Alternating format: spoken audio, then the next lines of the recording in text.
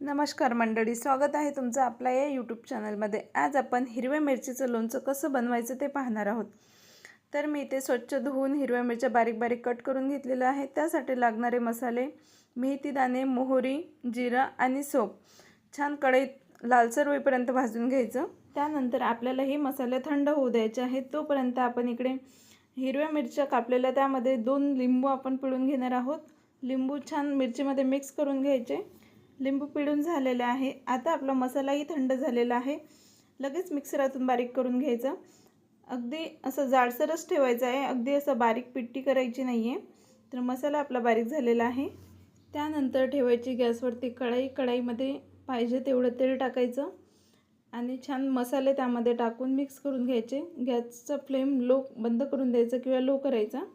त्यानंतर त्यामध्ये मिरची टाकायची आणि मिक्स करून घ्यायची। तयार आहे तुमचं लोणचं। आता यामध्ये थोडंसं मीठ, हळद आणि धने पावडर टाकून आपलं लोणचं घरच्या घरी तयार होतं। अशा पद्धतीने लोणचं नक्की बनवून पहा। भेटूया पुढच्या व्हिडिओमध्ये। तोपर्यंत अशाच नवनवीन रेसिपी बनवत राहा।